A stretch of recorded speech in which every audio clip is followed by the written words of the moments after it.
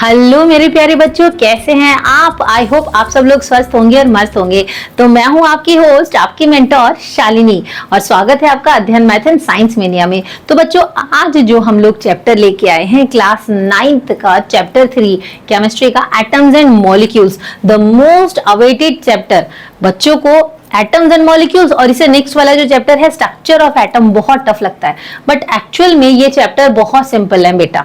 देखो, जैसे जैसे हम वीडियो में आगे बढ़ते जाएंगे ना और आप लोग कॉन्सेप्ट समझते जाओगे ना, आप खुद से रियलाइज कर लोगे कि अरे अभी तक जो सीखते हुए आए हैं वो सब तो बहुत सिंपल था, और लास्ट तक जब वीडियो के हम पहुंचेंगे तब आपको सेल्फ रियलाइजेशन हो जाएगा कि अरे ये चैप्टर तो इतना सिंपल है, ये तो सब कुछ एकदम क्रिस्टल एंड क्लियर हो गया हम लोगों को, है ना। तो कोई भी घबराने वाली बात नहीं है। हम लोग आज के इस वन शॉट में इस चैप्टर को, एटम्स एंड मॉलिक्यूल्स को खत्म करेंगे और हर एक कॉन्सेप्ट को क्रिस्टल एंड क्लियर बनाएंगे आपके लिए। ऑलराइट, तो जल्दी से नोटबुक और पेन लेके बैठ जाओ और हम लोग स्टार्ट करते हैं आज की क्लास। ठीक है बेटा, कोई भी प्रॉब्लम होता है, कोई भी डाउट होता है तो कमेंट्स में मेंशन करना, ठीक है। पूरी कोशिश की जाएगी आपको उसका रिप्लाई देने की। ऑलराइट, तो इस चैप्टर में हम लोग जो टॉपिक्स पढ़ने वाले हैं पहले वो देख लेते हैं। इंट्रोडक्शन हम देखेंगे, यानी कि एटम्स एंड मॉलिक्यूल्स से रिलेटेड हिस्ट्री के बारे में जानेंगे कि भाई किस तरह से एटम्स एंड मॉलिक्यूल्स के बारे में बात होनी स्टार्ट हुई थी पुराने समय में। ठीक है, तो इंट्रोडक्शन जानेंगे, लॉ ऑफ केमिकल कॉम्बिनेशंस के बारे में बात करेंगे। दो लॉज होते हैं, law of conservation of mass and law of constant proportion. उसके बाद डाल्टन्स एटॉमिक थ्योरी की हम बात करेंगे, एटम्स के बारे में बात करेंगे, modern day symbols of elements के बारे में बात करेंगे, एटॉमिक मास, एटम एग्जिस्टेंस ये जानेंगे हम लोग, मॉलिक्यूल्स के बारे में बात करेंगे, एटॉमिसिटी, केमिकल फॉर्मूला बनाना सीखेंगे। ठीक है, तो घबराने वाली कोई भी बात नहीं है, बहुत सिंपल चैप्टर है। ठीक है, बहुत ही आसान और सरल शब्दों में, बहुत ही सिंपल लैंग्वेज में कोशिश की जाएगी आपको ये चैप्टर समझा दिया जाए। और साथ के साथ आप भी बोलना, जब डेफिनेशंस बोली जाएंगी तो कोशिश करना साथ के साथ याद भी होता रहे। ठीक है, बहुत सिंपल है, एक्चुअल में बहुत सिंपल चैप्टर है। तो सबसे पहले हम इंट्रोडक्शन देख लेते हैं बेटा कि भाई पुराने हिस्ट्री जान लेते हैं कि किस तरह से एटम्स के बारे में, कंपाउंड्स के बारे में बात हुई, किन्होंने क्या बोला। ठीक है, तो अराउंड 500 बीसी में इंडिया में हमारे इंडियन फिलोसफर थे महर्षि कन्नड़। ठीक है, उन्होंने एक पॉस्टुलेट यानी कि एक अजम्पशन दिया। उन्होंने क्या बोला कि अगर हम किसी भी मैटर को, मैटर इंडिया में तो मैटर नहीं बोला जाएगा, तो उन्होंने उसको बोला पदार्थ। ठीक है, मैटर को पदार्थ बोला कि अगर हम किसी भी पदार्थ को तोड़ते जाएं, डिवाइड करते जाएं, तो वो एक ऐसी सिचुएशन में आ जाएगा, उस एक ऐसी कंडीशन में आ जाएगा कि भाई अब जो उसका पार्टिकल होगा वो और नहीं टूट पाएगा। ठीक है, वो फर्दर डिवाइड नहीं हो पाएगा। ठीक है, तो वो जो पार्टिकल, जो इंडिविजिबल पार्टिकल है जिसको कि आप तोड़ नहीं सकते, उस पार्टिकल को उन्होंने बोला परमाणु। उन्होंने क्या बोला? परमाणु। कि भाई अब इसको और तोड़ पाना मुश्किल है, अब इसको और नहीं तोड़ पाएंगे। ठीक है, मुश्किल क्या, इम्पॉसिबल है। ठीक है, तो उस पार्टिकल को उन्होंने बोला परमाणु। फिर एक और इंडियन फिलोसफर थे उन्होंने भी उसी टाइम पे ये चीज बोली कि भाई कौन फिलोसफर थे, पहले देख लेते हैं, कत्यायमा। ठीक है, उन्होंने, कत्यायमा ने ये बोला कि भाई अब इसी चीज को जो महर्षि कन्नड़ ने बोली थी, इसी चीज को उन्होंने इलॉबरेट किया और थोड़ा सा एक्सप्लेन किया और थोड़ी आगे की बात की कि भाई ये जो परमाणु है, ये जो इंडिविजिबल पार्टिकल है, ये कभी भी इंडिविजुअली यानी कि अकेला एग्जिस्ट नहीं करता, ये हमेशा ग्रुप में एग्जिस्ट करता है। और इसके ग्रुप में होने की वजह से हमें मैटर मिलता है, और अलग अलग टाइप का मैटर मिलता है कि कोई सॉलिड है, कोई लिक्विड है, कोई गैसेस है ना, अलग अलग स्टेट्स है। तो यहां पर उन्होंने बोला था कि भाई ये नॉर्मली कंबाइंड फॉर्म में एग्जिस्ट करते हैं। ठीक है, जिसकी वजह से हमें अलग अलग फॉर्म मिलती है मैटर की। ये किन्होंने बोला था? कत्यायमा ने। ऑलराइट, ठीक है, तो उन्हीं दिनों की बात है कि भाई इंडिया में महर्षि कन्नड़, कत्यायमा जैसे फिलोसफर्स कुछ एटम्स के बारे में बात कर रहे थे, है ना। इन्होंने बोला था परमाणु, पदार्थ, कुछ इस तरह के वर्ड्स ये लोग यूज कर रहे थे। और सेम एरा में ही ग्रीक फिलोसफर थे डेमोक्रिटस और ल्यूसिपस। ठीक है, तो डेमोक्रिटस और ल्यूसिपस ने भी कुछ आइडियाज जो हैं वो सजेस्ट किए। उन्होंने ये बोला कि अगर हम किसी भी मैटर को डिवाइड करते जाएं, यानी उसकी पार्टिकल्स को तोड़ते जाएं, तो एक इतना स्मॉलेस्ट पार्टिकल मिलेगा कि जो फर्दर डिवाइड हो ही नहीं पाएगा।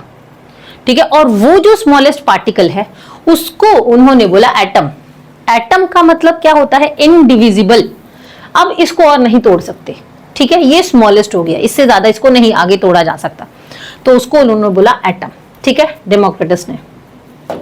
ऑलराइट, अब 18th सेंचुरी के एंड तक भाई एटम्स के बारे में, कंपाउंड्स के बारे में, इन दोनों के बीच में डिफरेंस जो है लोगों को समझ आ गया था। तो नेचुरली कहीं ना कहीं इसमें इंटरेस्ट डेवलप होना तो लाजमी था, है ना, इसमें इंटरेस्ट डेवलप हो गया लोगों का।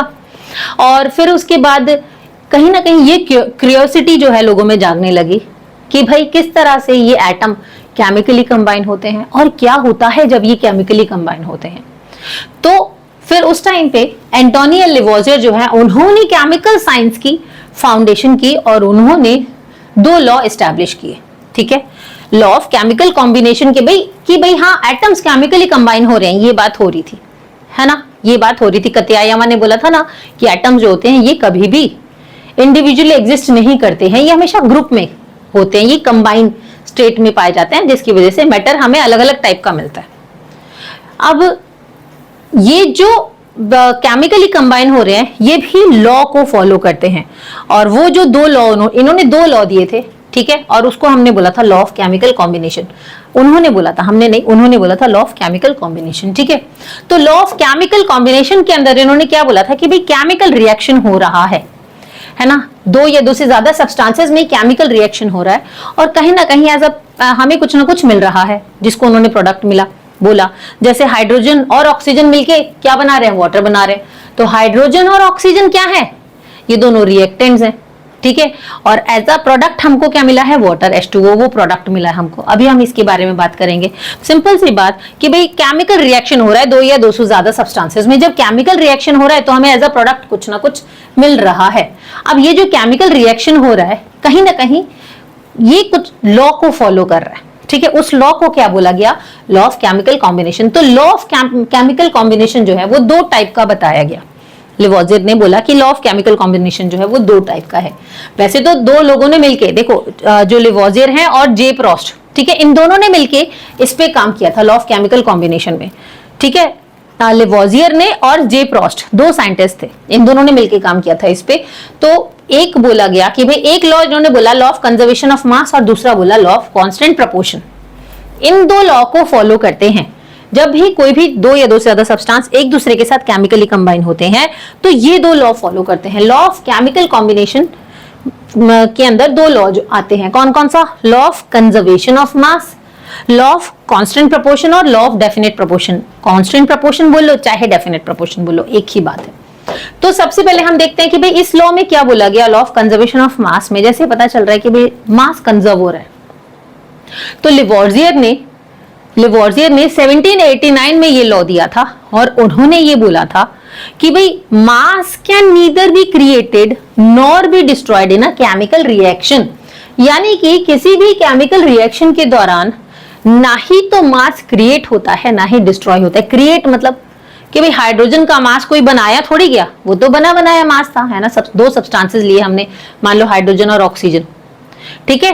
तो एज अ रिएक्टेंट हम लोगों ने लिए और प्रोडक्ट हमको वाटर मिला, ठीक है। तो हाइड्रोजन का अपना कुछ मास था, ऑक्सीजन का अपना कुछ मास था, कुछ बनाया तो नहीं गया, उनका अपना एक कुछ मास था, है ना। अब यहां हमने मास क्रिएट तो नहीं किया, क्रिएट किया नहीं किया, ऑलरेडी उनके पास कुछ ना कुछ मास था, हाइड्रोजन के पास भी ऑक्सीजन के पास भी। अब जब ये दोनों केमिकली कंबाइन हुए तो उन्होंने वाटर बनाया, H2O बनाया, और उस H2O का भी कुछ मास था। तो यहाँ पर रिएक्टेंट का और प्रोडक्ट का मास जो है वो सेम होता है। ये चीज एक सिंपल लैंग्वेज में अगर हम बताएं तो ये चीज बोली गई थी। अभी हम इसको और फर्दर पढ़ेंगे, डरने की जरूरत नहीं है। सिंपल सी बात ये समझो कि लॉ ऑफ कंजर्वेशन ऑफ मास के अंदर क्या बोला गया था बेटा, मास can neither be created nor be destroyed in a chemical reaction. यानी कि हमने रिएक्टेंट ए लिया, मान लो एक है हमारे पास रिएक्टेंट ए और एक है बी, ये दोनों क्या है बेटा, ये दोनों रिएक्टेंट्स हैं, ठीक है, ये दोनों क्या है, रिएक्टेंट्स हैं, ये दोनों क्या है, रिएक्टेंट्स हैं। अब ये दोनों केमिकली कंबाइन हुए और इन्होंने ए बी बना दिया, और ये ए बी क्या है, ये ए बी को प्रोडक्ट बोला गया। तो इन दोनों का कुछ मास है, ठीक है, और प्रोडक्ट का कुछ मास है। तो मास ऑफ रिएक्टेंट्स जो है वो किसके बराबर था, मास ऑफ प्रोडक्ट के, दोनों के मास के सम के, किसके, रिएक्टेंट के मास के सम के, जो है इन दोनों का मास का सम जो है वो प्रोडक्ट के मास के बराबर था। मान लो, अभी हम आगे बढ़ेंगे, घबराने वाली बात नहीं है, बस इतना समझो कि रिएक्टेंट का मास जो है वो दोनों जो रिएक्टेंट थे उन दोनों के मास का सम जो है प्रोडक्ट के मास के बराबर था। देखो अभी हम समझ रहे हैं इस चीज को, घबराओ मत। जैसे मान लो ये हाइड्रोजन का एक मॉलिक्यूल है और ये हाइड्रोजन का दूसरा मॉलिक्यूल है, ठीक है। देखो ये है H2,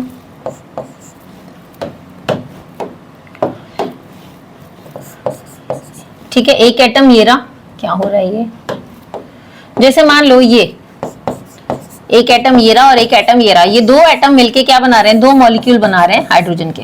आगे वाला बेटा हमेशा मॉलिक्यूल को रिप्रेजेंट करता है और नीचे वाला हमेशा एटम को, ये याद रखना, ठीक है। तो दो मॉलिक्यूल हमारे पास हाइड्रोजन के हो गए और दो एटम हमारे पास ऑक्सीजन के हो गए।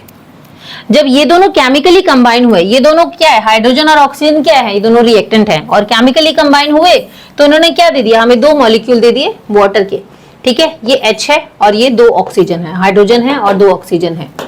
अगर आप देखो तो ये हाइड्रोजन है और ये दो ऑक्सीजन है, ठीक है, ये हाइड्रोजन है और ये दो ऑक्सीजन है, ठीक है।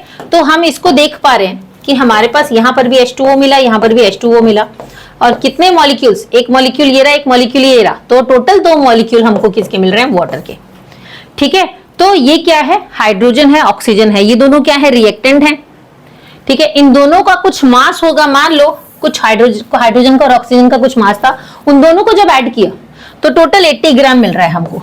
मान लो इन दोनों को जब ऐड किया तो टोटल 80 ग्राम मिल रहा है। और जब ये देखा गया कि भाई यहां पर एज अ प्रोडक्ट हमको दो मॉलिक्यूल जो वाटर के मिल रहे हैं, मान लो इस मॉलिक्यूल का मास 40 ग्राम है और इस मॉलिक्यूल का मास भी 40 ग्राम है, तो टोटल दो मॉलिक्यूल मिल रहे हैं वाटर के। तो देखा गया कि एज अ प्रोडक्ट भी हमको 80 ग्राम मिल रहा था। रिएक्टेंट का मास 80 ग्राम, प्रोडक्ट का मास 80 ग्राम, तो रिएक्टेंट और मास का प्रोडक्ट तो सेम देखा गया, है ना। तो ये बोला गया था लॉ ऑफ कंजर्वेशन ऑफ मास में। जैसे मान लो हमने एक बीकर लिया, ठीक है, उस बीकर के अंदर हमने एक ले लिया केमिकल ए, दो केमिकल ले लिए, ये है केमिकल ए, ठीक है, और मान लो ये है जो टेस्ट ट्यूब के अंदर है ना बेटा, ये केमिकल बी है, ठीक है। अब इस बीकर के अंदर इस जो टेस्ट ट्यूब है इसको डाला गया और फिर इसका मास चेक किया गया। अभी कोई केमिकल रिएक्शन इसके बीच में नहीं हुआ है, ठीक है। मान लो इस टेस्ट ट्यूब को हमने बंद किया हुआ है, ठीक है, किसी भी चीज से बंद किया हुआ है जिससे कि ये केमिकल मिक्स नहीं हो पा रहे हैं। अभी इसका मास जब चेक किया गया तो जो मास रिएक्टेंट का था, ठीक है, कुछ वो नोट डाउन कर लिया गया। अब क्या किया, बड़ी सावधानी से ये जो टेस्ट ट्यूब है इसको इसमें उड़ेल दिया गया, ठीक है। तो यहां पर केमिकल ए और केमिकल बी, सब्सटेंस ए और सब्सटेंस बी जो है, इनमें केमिकल रिएक्शन हुआ, दोनों के दोनों आपस में केमिकली कंबाइन हो गए, कुछ केमिकल रिएक्शन हुआ और एज अ प्रोडक्ट हमको एक न्यू सब्सटेंस मिला, ठीक है, एक प्रोडक्ट मिला। तो आप देख पा रहे हो पहले ग्रीन कलर था और केमिकल रिएक्शन के बाद इसका पिंक कलर आ गया, तो यहाँ पर कुछ केमिकल रिएक्शन हुआ। अब जब इसका मास चेक किया गया तो मास ऑफ रिएक्टेंट जितना था उतना ही मास ऑफ प्रोडक्ट था। तो यही चीज लॉ ऑफ कंजर्वेशन ऑफ मास में बोली गई, ठीक है।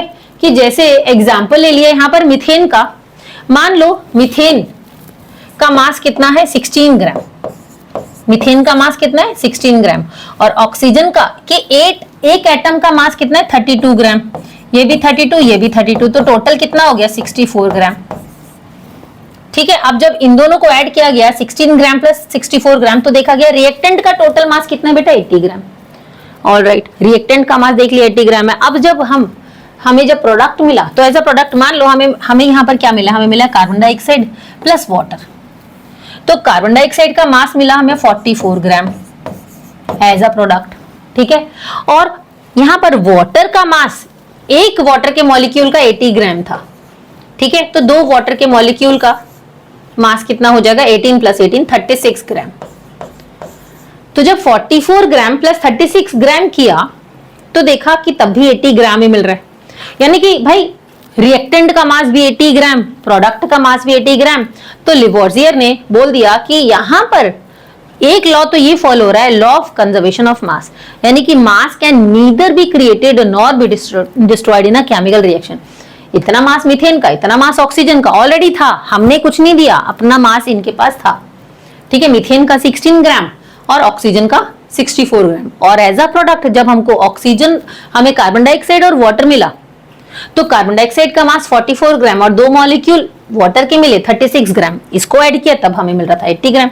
तो सिंपल साधारण शब्दों में बोला जाए तो जो मास रिएक्टेंट का था वही मास प्रोडक्ट का होता है। पहला लॉ ऑफ कंजर्वेशन ऑफ मास में ये बोला गया। ठीक है, तो आप डेफिनेशन याद करोगे और कोई भी एक एग्जाम्पल आप दे देना। ठीक है, अपनी मर्जी से कोई भी मास लिख देना और रिएक्टेंट का मास और प्रोडक्ट का मास सेम दिखा देना, रटने की जरूरत नहीं है। ठीक है, अभी हमने पढ़ा लॉ ऑफ कंजर्वेशन ऑफ मास। अब कांस्टेंट प्रोपोर्शन की बात कर लेते हैं। तो जो लिवोजियर थे उन्होंने 1789 में वो लॉ दिया था, लॉ ऑफ कंजर्वेशन ऑफ मास। उसके बाद साइंटिस्ट जो दोनों ने मिलकर किया था, जैसा भी आपको बताया था कि जो लिवोजियर थे और जो जे प्रोस्ट थे, उन दोनों ने मिलकर लॉ ऑफ केमिकल कॉम्बिनेशन की बात की थी। तो लिवोजियर ने कौन सा लॉ दिया था? लॉ ऑफ कंजर्वेशन ऑफ मास। और जे प्रोस्ट ने लॉ ऑफ कांस्टेंट प्रोपोर्शन का लॉ दिया था 1799 में।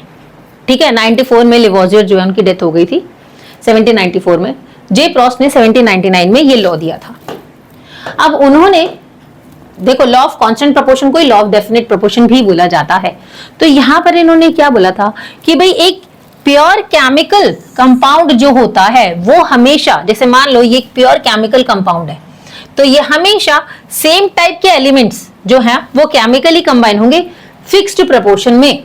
सेम टाइप के एलिमेंट्स ही कंबाइन होंगे, केमिकली कंबाइन होंगे फिक्स प्रोपोर्शन में। सेम टाइप के एलिमेंट, जैसे अगर वाटर बनेगा तो वाटर हमेशा हाइड्रोजन और ऑक्सीजन से मिलके ही बनेगा। कभी कार्बन जो है वो ऐड नहीं हो जाएगी कि CO2 मिला के हमने वाटर बना दिया, नहीं। वाटर के लिए हमेशा ऐड होगा हाइड्रोजन और ऑक्सीजन।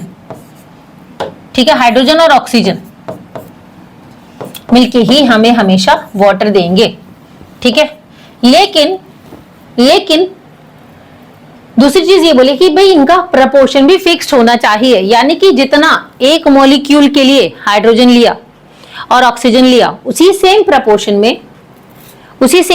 में 2 मॉलिक्यूल ऑफ हाइड्रोजन और ऑक्सीजन लेंगे। उसी सेम प्रपोर्शन में 3 मॉलिक्यूल ऑफ हाइड्रोजन और ऑक्सीजन लेंगे। 3 मॉलिक्यूल अगर वाटर बन रहा है तो सेम प्रपोर्शन में हाइड्रोजन और ऑक्सीजन लिया जाएगा। तो नॉर्मली इसका जो प्रपोर्शन होता है बेटा, देखो एक मॉलिक्यूल का प्रपोर्शन कितना होता है? 1:8 का होता है। अगर मैं H2O की बात करूंगी ना तो इसका प्रपोर्शन होता है 1:8 का। ठीक है, 1:8 का प्रपोर्शन होता है। तो यहां पर 1:8 का मतलब क्या हो गया कि भाई एक हाइड्रोजन है, ठीक है, और 8 जो है वो ऑक्सीजन है, 1:8 का। तो यहां पर अगर मैं बात करूं 4 ग्राम हाइड्रोजन है और 32 ग्राम ऑक्सीजन है। ठीक है, यहां पर हमने पहले बात की, मान लो 2 ग्राम हाइड्रोजन है और 16 ग्राम ऑक्सीजन होगी तभी वाटर बनेगा। रेशियो क्या मिल रहा है हमें इसका? 1:8 का रेशियो मिल रहा है ना।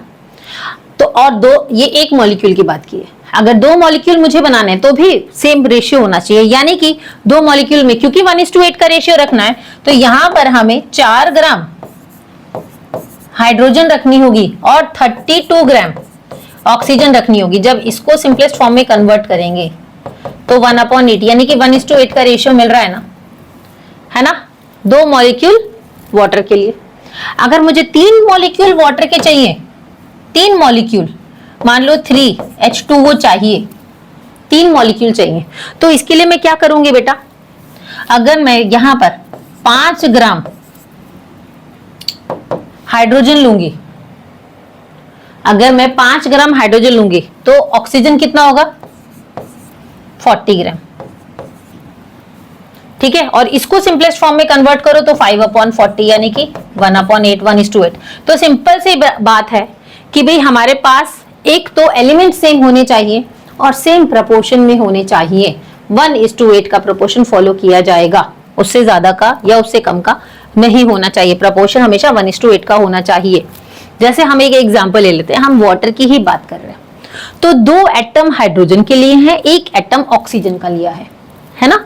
2 एटम हाइड्रोजन के लिए हैं और 1 एटम ऑक्सीजन का लिया है, जिससे कि हमें ये भी हाइड्रोजन है, ये भी हाइड्रोजन है, ये ऑक्सीजन है, जिससे कि हमें H2O मिल रहा है। 1 यूनिट वाटर की मिल रही है। बात समझ आई? अब यहाँ पर 4 हाइड्रोजन के एटम्स हैं और 4 ऑक्सीजन के एटम्स हैं। पहले हमने ऊपर से 2 हाइड्रोजन उठा लिया, ये दोनों हाइड्रोजन जो है हमने उठा ली। ठीक है, यहाँ पर भी हाइड्रोजन, यहाँ पर भी हाइड्रोजन, क्योंकि रेशियो क्या चल रहा है हमारा, यहां पर हमने एटम के रेशियो के अकॉर्डिंग अगर हम देखेंगे तो 2:1 का रेशियो चल रहा है। एटम के रेशियो की बात हो रही है बेटा, मास की नहीं, एटम के रेशियो की, ठीक है। तो 2:1 का रेशियो चल रहा है, 2 हाइड्रोजन और 1 ऑक्सीजन। तो ऊपर से भी हम 2 हाइड्रोजन और 1 ऑक्सीजन उठाएंगे, है ना, और यहां पर भी हम 2 हाइड्रोजन और 1 ऑक्सीजन उठाएंगे, ठीक है, 1 ऑक्सीजन, ठीक है, ये ऑक्सीजन है, यहां पर 2 हाइड्रोजन और 1 ऑक्सीजन। तो हम देख पा रहे हैं, तो हमें वाटर की कितनी यूनिट मिल रही है, 2 यूनिट, एक यूनिट ये H2O और H2O, है ना, 2 हाइड्रोजन और 1 ऑक्सीजन, H2O। तो ये 2 ऑक्सीजन के जो एटम्स हैं वो लेफ्ट ओवर हो गए, वो बच गए, ठीक है, इसने 2 यूनिट वाटर की बना दी। अब उसी तरह से यहां पर देखेंगे तो 2 हाइड्रोजन हमने यहां से उठाए, ये हाइड्रोजन और ये हाइड्रोजन, 2 हाइड्रोजन उठाए, ठीक है, तो ये हाइड्रोजन और ये हाइड्रोजन, 1 हाइड्रोजन बच गया और 1 ऑक्सीजन उठा लिया, ठीक है, ये कवर अप हो गया। उसी तरह से यहां पर 2 हाइड्रोजन उठा लिए और 1 ऑक्सीजन उठा लिया, 2 हाइड्रोजन और 1 ऑक्सीजन। तो हमने देखा 2 हाइड्रोजन हमारे लेफ्ट ओवर हो गए, ठीक है, बच गए, सो बच गए, लेकिन बना तो सेम रेशियो ना, 2:1 का ना, यहां पर भी 2:1, यहां पर भी 2:1, तो हमें 2 यूनिट वाटर की मिल गई। बात समझ आई। तो अगर हम देख पा रहे हैं, हमने मास के अकॉर्डिंग देखा था तो 1:8 का रेशियो ले रहे थे, और एटम के अकॉर्डिंग अगर हम देख रहे हैं तो 2 एटम हाइड्रोजन के होने चाहिए और 1 एटम ऑक्सीजन का होना चाहिए। अब वो ऐड होता जाएगा, जैसे जैसे ऐड होता जाएगा उतनी यूनिट हमको मिलती जाएगी। कैसे, H2O है ना, 2 एटम हाइड्रोजन के, 1 एटम ऑक्सीजन का, ठीक है। अब अगर मैंने यहाँ पर 2 लगा दिया तो 2 मॉलिक्यूल, 2 यूनिट हमको मिल रही है। वैसे 3 लगा दिया तो 3 यूनिट हमें H2O की मिल रही है। अगर 4 लगा दिया तो 4 यूनिट हमें H2O की मिल रही है। लेकिन हम देख रहे हैं एटम्स के अकॉर्डिंग कि 2 यूनिट एटम हाइड्रोजन के एटम ले रहा है और एक यूनिट हम ऑक्सीजन का एटम ले रहे हैं। तो मास के अकॉर्डिंग जब हमने देखा था तो 1:8 का रेशियो लिया था, है ना, 1:8 का रेशियो। और अगर एटम के अकॉर्डिंग देख रहे हैं तो 2:1 का रेशियो हम ले रहे हैं, ठीक है। तो कंपाउंड जैसे मान लो वाटर है तो यहां पर जो रेशियो होगा हाइड्रोजन के मास का वो 1:8 लिया था, ठीक है। तो 9 ग्राम वाटर को डिकम्पोज अगर हम कर रहे हैं, मान लो 9 ग्राम वाटर है, 9 ग्राम हमारे पास वाटर है और इसको हमने डिकम्पोज किया, तो क्योंकि 1:8 का रेशियो, क्योंकि आप देख पा रहे हो ना 1:8 का रेशियो कब ले रहे हैं हम, मास में ले रहे हैं ना बेटा, मास में ले रहे हैं ना। तो 9 ग्राम को डिकम्पोज करेंगे तो 1 ग्राम हाइड्रोजन आएगी हमारे पास और 8 ग्राम ऑक्सीजन आएगी। बात समझे? तो 1:8 का रेशियो हमारे पास हो जाएगा, ठीक है, ऑल राइट। तो आई होप आपको ये समझ आया होगा, ठीक है। अगर मान लो मैं 16 ग्राम या सॉरी 16 नहीं, अगर मान लो मैं 18 ग्राम एक H2O को डिकम्पोज करूंगी, 18 ग्राम H2O को डिकम्पोज करूंगी तो यहां पर 2 ग्राम हमारे पास हाइड्रोजन आएगा, है ना, 2 ग्राम हाइड्रोजन आएगा और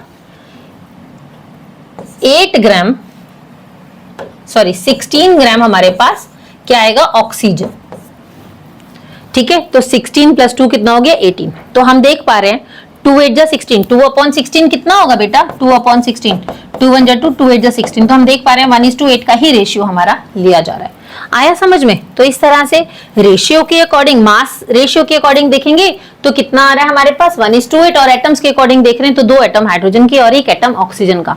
तो यहाँ पर हमने समझ लिया कि लॉ ऑफ कांस्टेंट और डेफिनेट प्रोपोर्शन, यानी कि अगर मुझे कोई भी प्योर केमिकल कंपाउंड लेना है तो वो वाटर है तो वो हाइड्रोजन और ऑक्सीजन से ही बनेगा, और हाइड्रोजन और ऑक्सीजन का हमारा जो भी रेशियो है वो सेम प्रोपोर्शन में लेना है हमको। अगर मास रेशियो के अकॉर्डिंग देख रहे हैं तो 1:8, और अगर एटम के अकॉर्डिंग देख रहे हैं तो 2:1 का रेशियो होना चाहिए। ऑलराइट, समझ आ गए? तो 2 लॉज बताए गए।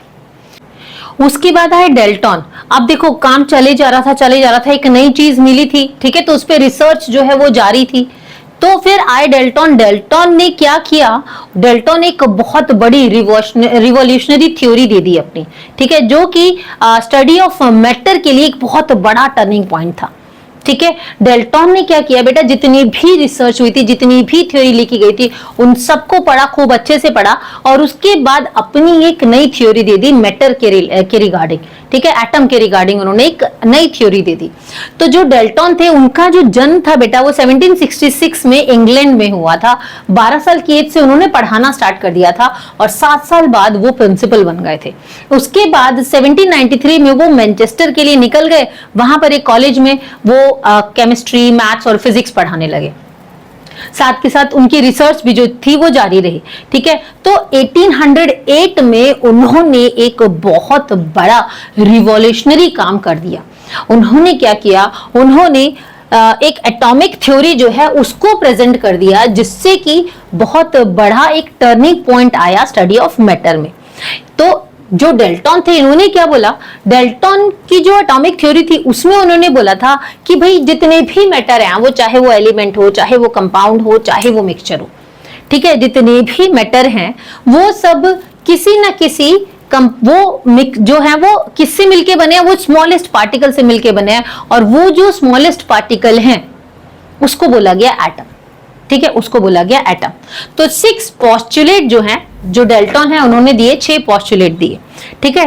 पहला पोस्टुलेट क्या था, पहला उन्होंने बात की कि भाई जितने भी मैटर हैं वो किससे मिलके बने हैं, जितने भी मैटर हैं वो किससे मिलके बने हैं, स्मॉल पार्टिकल से मिलके बने हैं, और ये जो स्मॉल पार्टिकल है ये एटम है। ये हमने अभी चैप्टर 1 और चैप्टर 2 में भी पढ़ रखा है आप लोगों ने, है ना, केमिस्ट्री की अपनी इस बुक की। और ये जो स्मॉलेस्ट पार्टिकल है ये ही किसी ना किसी किसी भी केमिकल रिएक्शन में पार्टिसिपेट करते हैं, यानी कि यही एटम्स जो हैं वो किसी ना किसी केमिकल रिएक्शन में पार्टिसिपेट करते हैं। ऑलराइट, ठीक है, सही बात बोल दी। उसके बाद सेकंड पोस्टुलेट में उन्होंने अपने बोला कि भाई ये जो एटम्स हैं ये इंडिविजिबल हैं। इंडिविजिबल का मतलब कि भाई यहां पर अब ये फर्दर डिवाइड नहीं हो सकते, जो कि गलत बात थी। क्यों? क्योंकि आगे चल के प्रोटॉन, न्यूट्रॉन, इलेक्ट्रॉन की भी डिस्कवरी हुई, है ना। फिर इन्होंने बोला they can not be created nor be destroyed in a chemical reaction. अब ये जो एटम्स हैं किसी भी केमिकल रिएक्शन के दौरान इनको ना ही तो क्रिएट किया जा सकता है, ना ही डिस्ट्रॉय किया जा सकता है। जैसे मान लो मैं बात कर रही हूँ कार्बन की और ऑक्सीजन की, तो कार्बन और ऑक्सीजन ने मिलकर क्या बना दिया, कार्बन डाइऑक्साइड। तो देखो यहां पर भी कार्बन है, यहां पर भी कार्बन है, यहां पर भी ऑक्सीजन है, यहां पर भी ऑक्सीजन है। कोई नया एटम या कोई नया सब्सटेंस तो नहीं आ गया ना यहां पर या यहां पर, कि भाई यहां पर हाइड्रोजन था, यहां पर कार्बन आ गया, ऐसा तो कुछ नहीं हुआ। उसी तरह से अगर हम वाटर की बात करें तो हाइड्रोजन प्लस ऑक्सीजन ने मिलकर क्या बना दिया, H2O, वाटर बन गया। यहां पर भी हाइड्रोजन है, यहां पर भी हाइड्रोजन है, यहां पर भी ऑक्सीजन है, यहां पर भी ऑक्सीजन है। एक और एग्जांपल ले लेते हैं कैल्शियम कार्बोनेट का, CaCO3। जब इसको हीट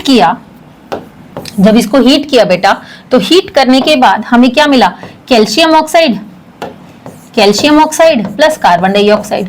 तो हमने यहाँ देखा कि भाई यहाँ पर भी कैल्शियम था, यहाँ पर भी कैल्शियम था, यहाँ पर भी ऑक्सीजन, यहाँ पर भी ऑक्सीजन, यहाँ पर भी कार्बन, यहाँ पर भी कार्बन।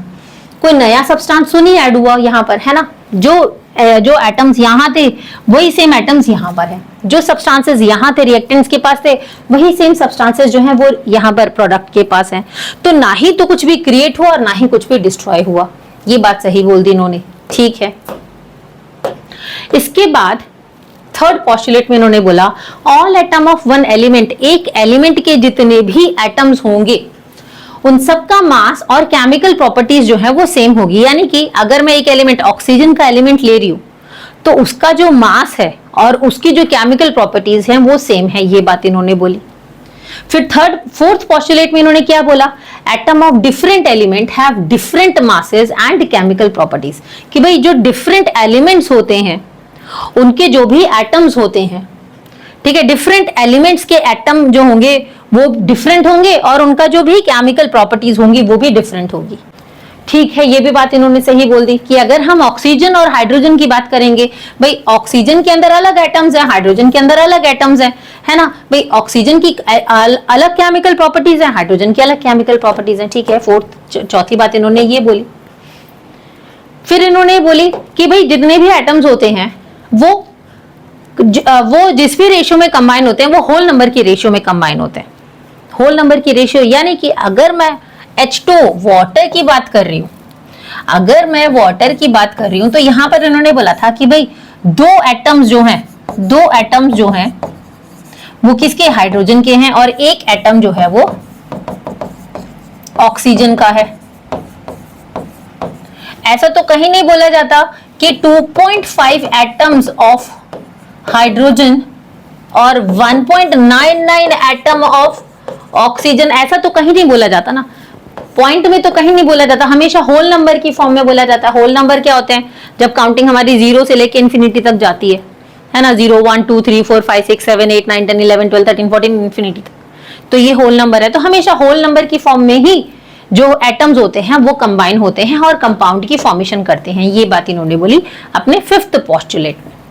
6th पोस्टुलेट में उन्होंने बोला कि भाई किसी भी कंपाउंड में जो भी, चाहे वो एलिमेंट तुम्हारा, देखो in a compound number and kind of different element are constant, कि भाई किसी भी कंपाउंड के अंदर जो भी एलिमेंट्स होंगे वो कांस्टेंट होंगे। जैसे मैं अगर वाटर की ही बात कर रही हूं, मैं चाहे वो कहीं का भी वाटर ले लूं, चाहे टैप वाटर ले लो, चाहे सी वाटर ले लो, लेक वाटर ले लो, पॉन्ड का ले लो, झरने का ले लो, नदी का ले लो, रिवर का, कहीं का भी ले लो, पानी तो ले रहे हो ना भैया, चाहे बिस्लरी का ले लो, ठीक है, चाहे बिस्लरी का ले लो, कोई भी ले लो, पानी तो ले रहे हो ना। अब पानी जो भी बन रहा है वो किससे बन रहा है? 2 एटम हाइड्रोजन के और 1 एटम ऑक्सीजन का। तो यहां पर इस कंपाउंड के अंदर जो भी एलिमेंट्स हैं वो कांस्टेंट रहेंगे, हाइड्रोजन और ऑक्सीजन ही रहेगा। कभी भी पानी कार्बन और हाइड्रोजन या कार्बन और ऑक्सीजन मिलकर पानी नहीं बनाएगा। पानी बनने के लिए हाइड्रोजन और ऑक्सीजन का एक सर्टेन रेशियो में प्रेजेंट रहना बहुत इंपॉर्टेंट है, ठीक है, ऑल राइट।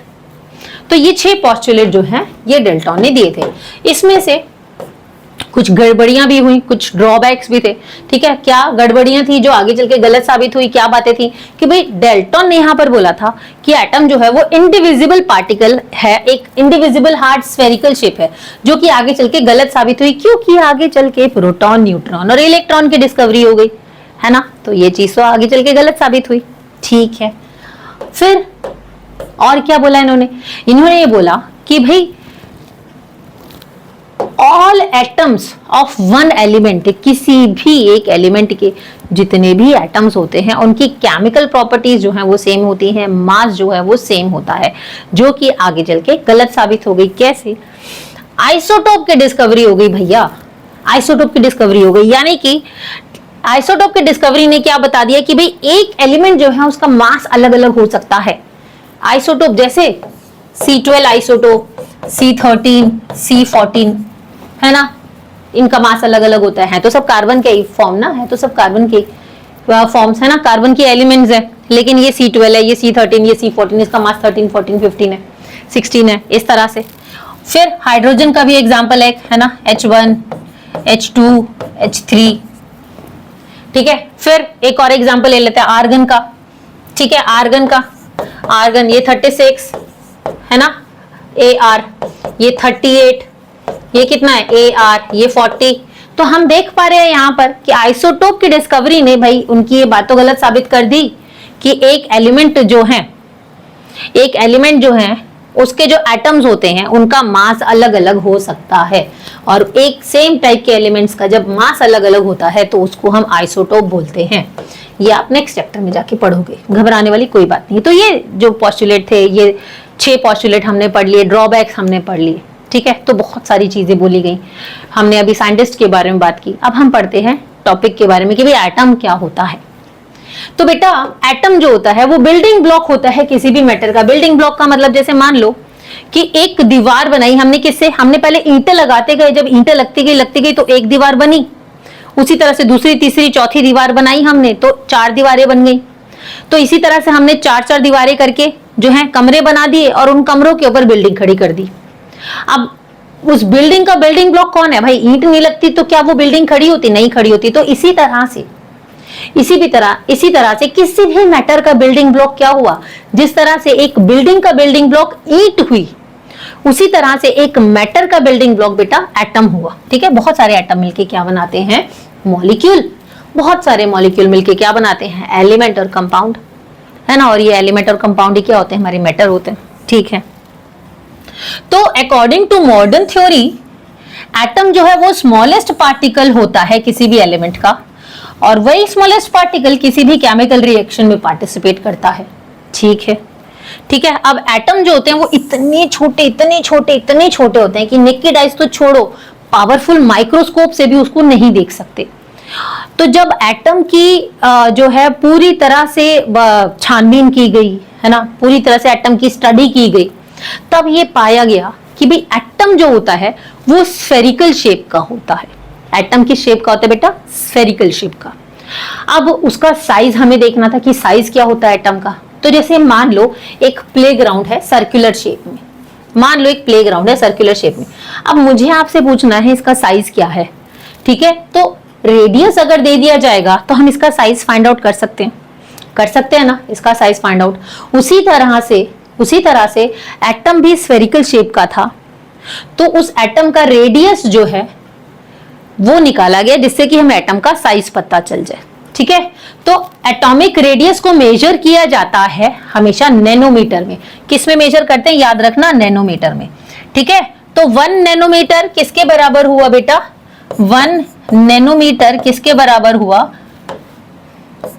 10⁻⁹ मीटर, या इसको हम लिख सकते हैं 1/10⁻⁹ 9 मीटर, ठीक है। 1 नैनोमीटर 1/10⁻⁹ मीटर के बराबर हुआ, इतना छोटा होता है।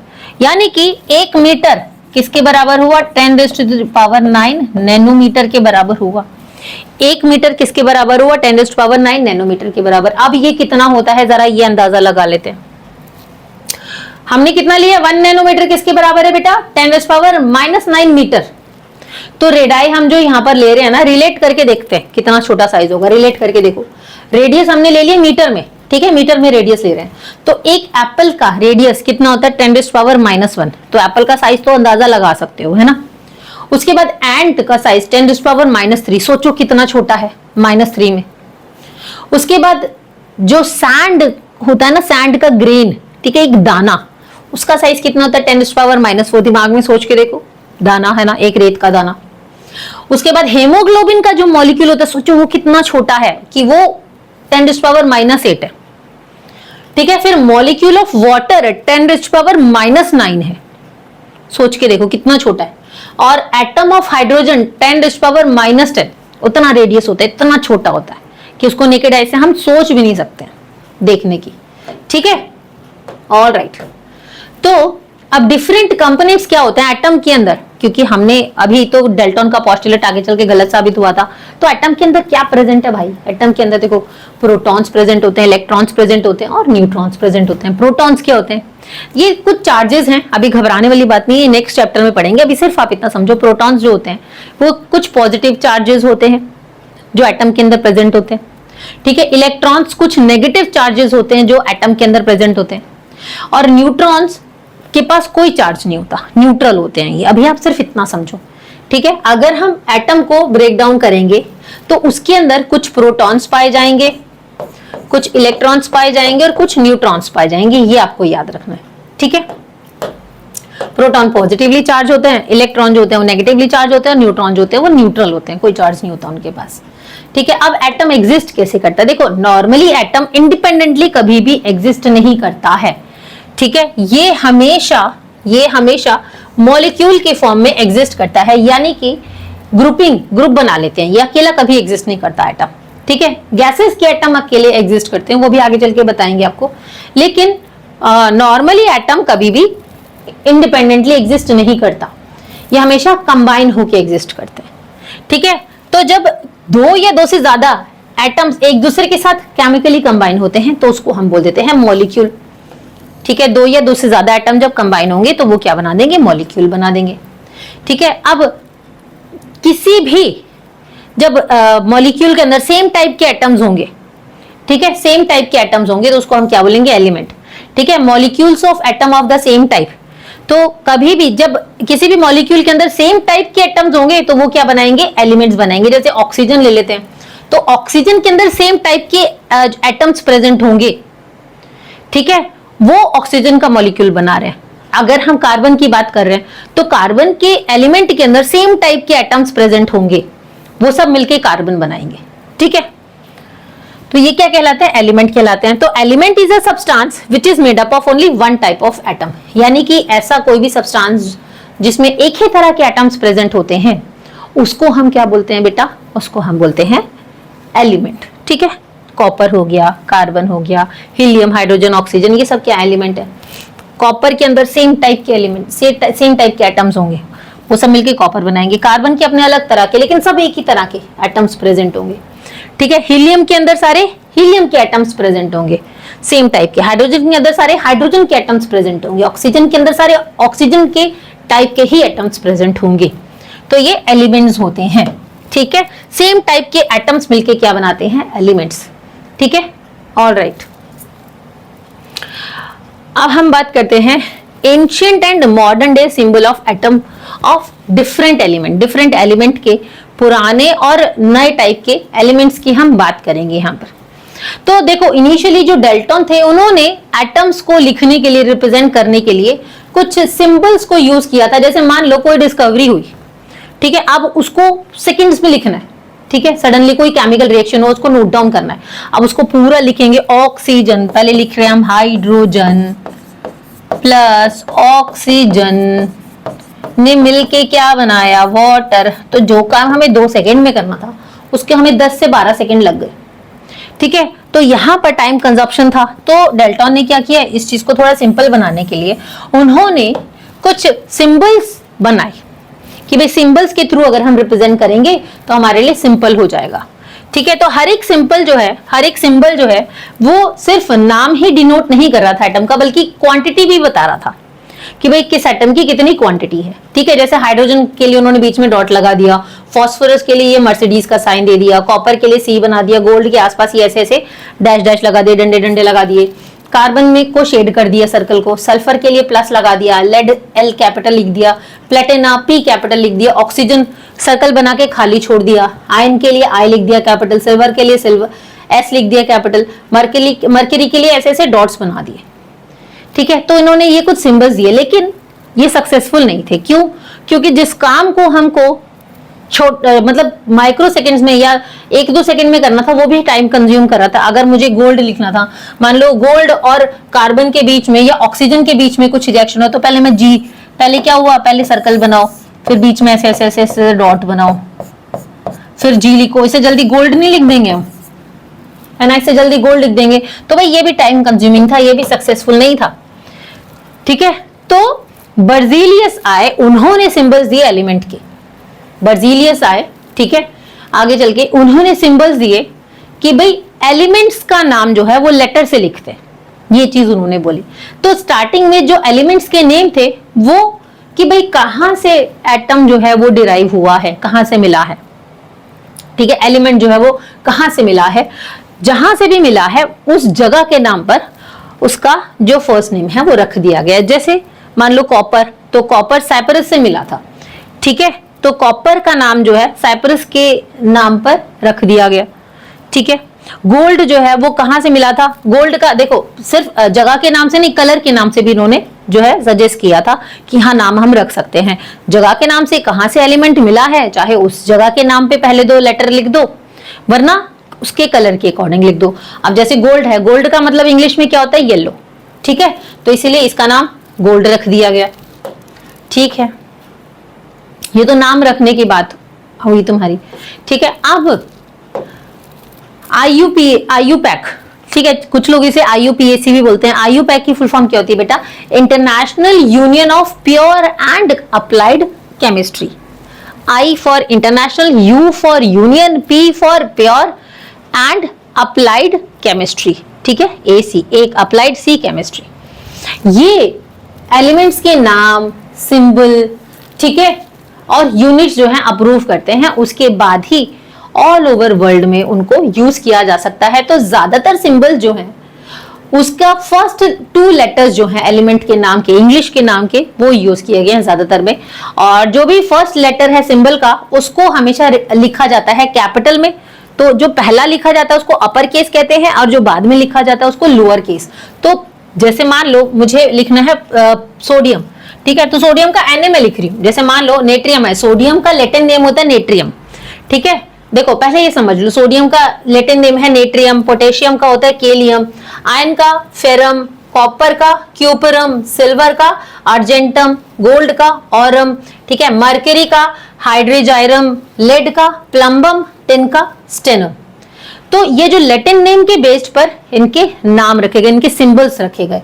जैसे नेट्रियम का Na, ठीक है, नेट्रियम का क्या लिया गया बेटा, Na,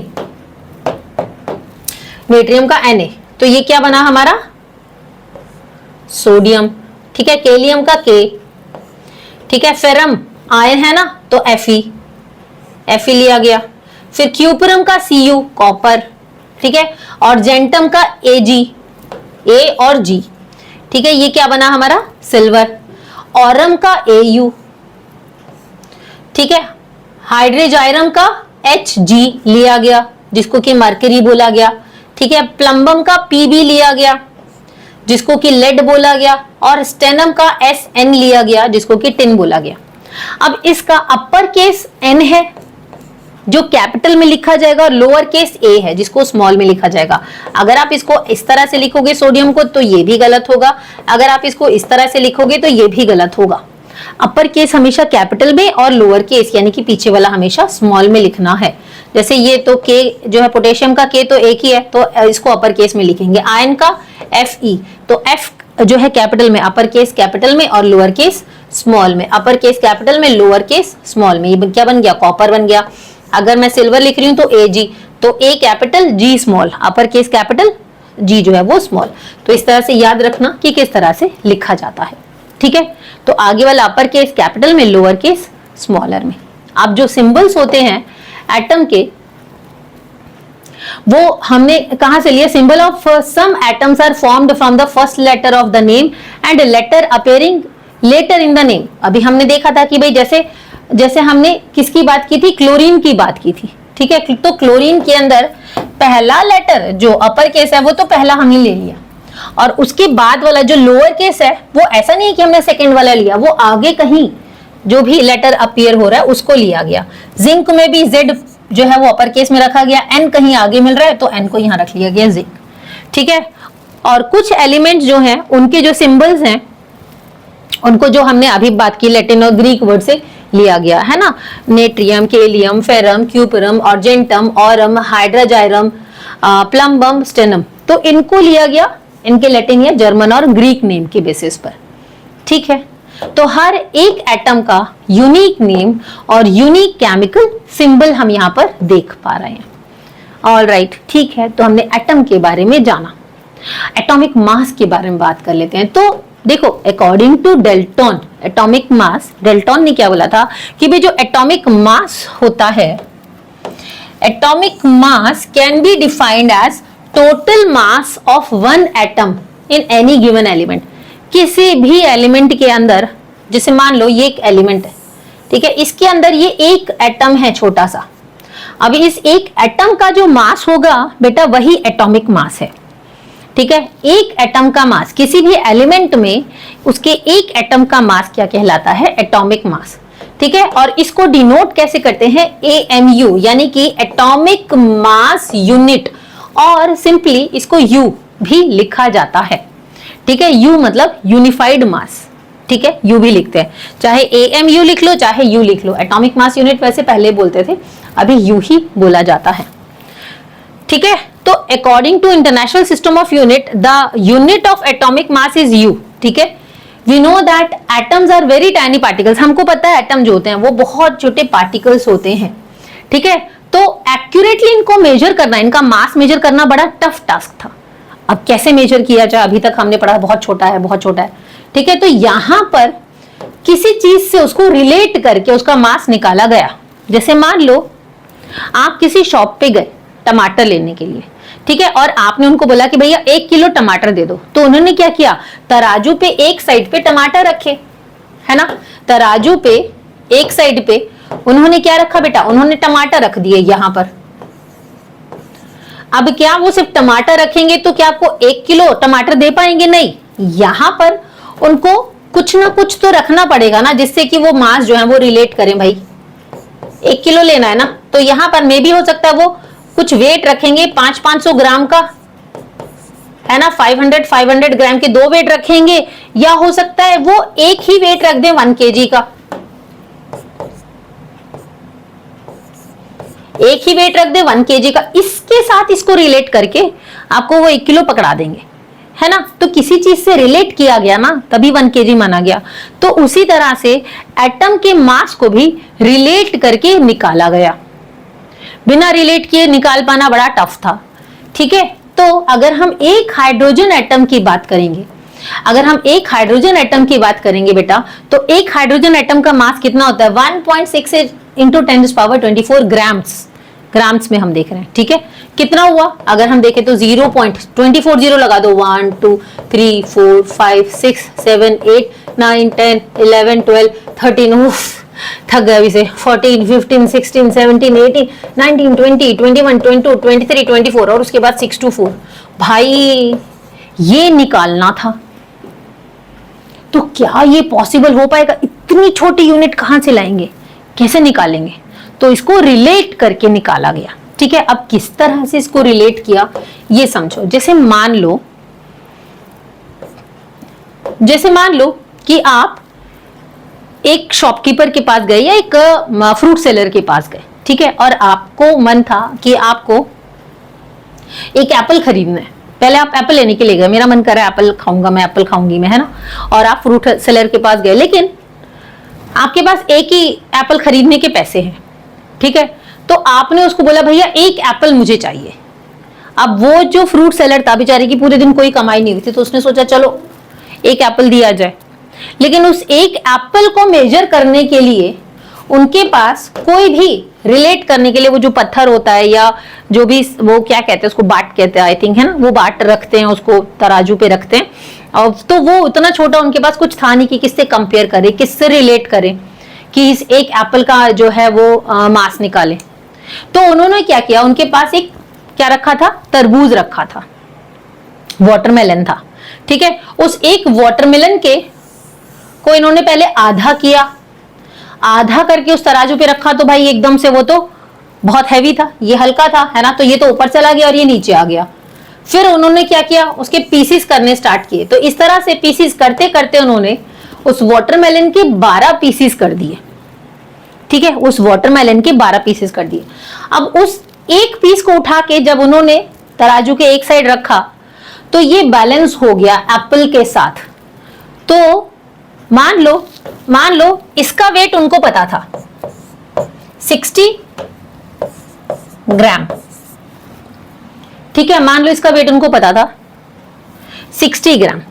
ठीक है, तो अब उन्होंने ये चेक किया कि अगर एक पूरे तराजू का एक पूरे वाटरमेलन का वेट 60 ग्राम है, तो इन्होंने 12 पीसेस किए, तो 1/12 ऑफ 60 कितना हो गया, 5 ग्राम। यानी कि एक का वेट कितना हो गया, एक पीस का, वाटरमेलन के एक पीस का ये 5 ग्राम का था। तो यहां पर जब ये बैलेंस हो गए तो इन्होंने देखा कि एप्पल का भी वेट इनको मिल गया है। भाई ये जो एप्पल है ये 5 ग्राम का एप्पल है, तो उन्होंने उसके हिसाब से तुम लिया है, तुमने उसके हिसाब से पैसे दिए और तुम लिया है। बात समझ आई? ठीक है, तो यहां पर इन्होंने इसको कंपेयर किया, रिलेट किया कि एक वाटरमेलन था, उसके 12 पीसेस कर दिए। ठीक है, इक्वल 12 पीसेस, तो एक वाटरमेलन का वेट कितना था, 60 ग्राम। ठीक है, और इसके 12 पीसेस कर दिए, तो एक पीस का वेट कितना था, 5 ग्राम, ये भी 5 ग्राम, ये भी 5 ग्राम, 5 ग्राम, 5 ग्राम। और एक पीस को जब यहां रखा तो यहां पर ये बैलेंस हो गया। तो इन्होंने देखा कि अच्छा एप्पल भी फिर तो 5 ग्राम का ही है। ठीक है, तो उसके अकॉर्डिंग आपने पे कर दिया। तो इसी तरह से बेटा एटम का भी जब मास निकाला गया तो उसको रिलेट किया, किसके साथ रिलेट किया कि उस टाइम पे देखो हाइड्रोजन के साथ भी उसको कंपेयर किया गया था, ऑक्सीजन के साथ भी किया गया था, लेकिन फिर भी मतलब उतना बढ़िया से मिल नहीं पा रहा था, मास निकाल नहीं पा रहे थे। ठीक है, काफी सारी प्रॉब्लम्स आ रही थी। फिर जब उन्होंने देखा कि जब C12 आइसोटोप के साथ C12 के साथ कंपेयर किया तो बहुत बढ़िया से हर एक एटम का जो है मास निकाल पा रहे थे। यानी कि C12 का मतलब कि भाई एक कार्बन का एटम लिया और उसके 12 पीसेस कर दिए, जैसे हमने तरबूज के 12 पीसेस किए थे ना, बिल्कुल उसी तरह से जैसे वाटरमेलन के 12 पीसेस किए थे, उसी तरह से इस कार्बन का जो एटम है इसके भी 12 पीस कर दिए। एक एटम है कार्बन का, ठीक है, इसके भी 12 पीस कर दिए।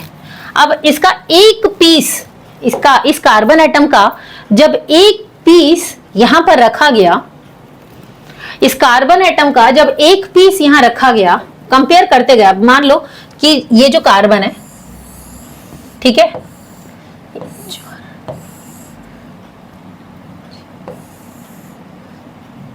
ठीक है, मान लो ये हमने पीसेस ले लिया। अब इक्वल तो नहीं है, लेकिन अभी तो कंपेयर, अभी तो मानना ही पड़ेगा आपको, कंसीडर तो करना ही पड़ेगा, है ना।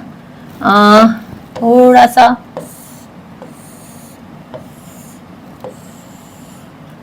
ठीक है। अब क्या किया कि जैसे मान लो यहां पर एक हाइड्रोजन का एटम रखा। किसका एटम रखा बेटा? हाइड्रोजन का।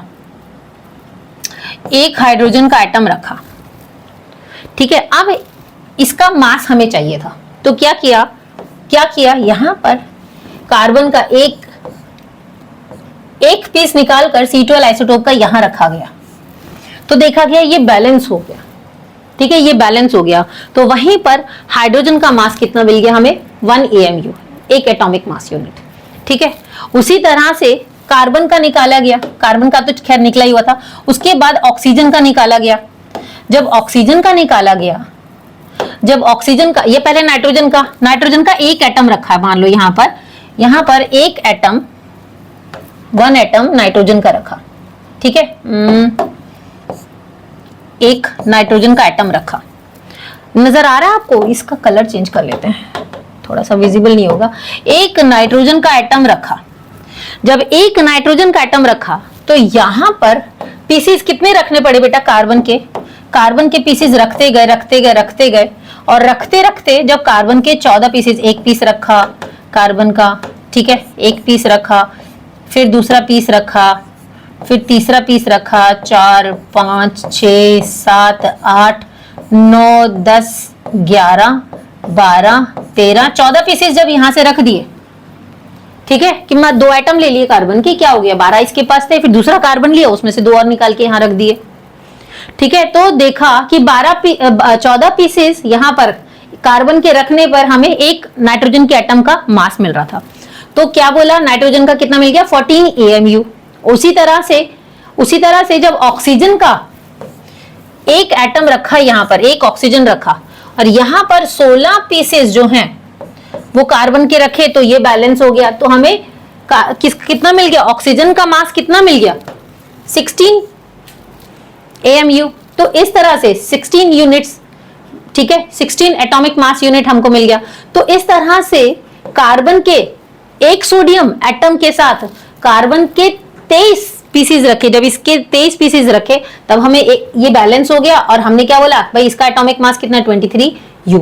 तो इस तरह से hydrogen, carbon, nitrogen, oxygen, sodium, magnesium, sulphur, chlorine, calcium, इन सब के जितने भी एटम्स थे उनको रखते गए और कंपेयर करते गए, रिलेट करते गए और मास निकालते गए, ठीक है। ऑलराइट, आई होप आपको समझ आया होगा, ठीक है। तो ये था हमारा एटॉमिक मास यूनिट, जिसको कि 1/12 ऑफ C12 आइसोटोप के साथ कंपेयर किया गया। यानी कि पहले तो ऑक्सीजन के साथ इसको कंपेयर किया गया था कि भाई ऑक्सीजन का 1/16 मास लेके कंपेयर किया गया, लेकिन उसमें काफी सारी प्रॉब्लम्स आई। तो फिर एज अ स्टैंडर्ड यूनिट अब हम जो है C12 के साथ इसको कंसीडर करते हैं, ठीक है, इसका मास जो है वो कंसीडर करते हैं। तो 1 एटम ऑफ C12 कितना हो गया? 12 AMU।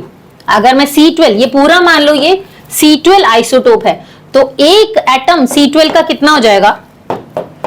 1 एटम ऑफ कार्बन कितना हो जाएगा? 12 AMU, 12 एटॉमिक मास यूनिट या 12 यूनिट, तो 12 पीसेस कर दिए ना इसके, ठीक है।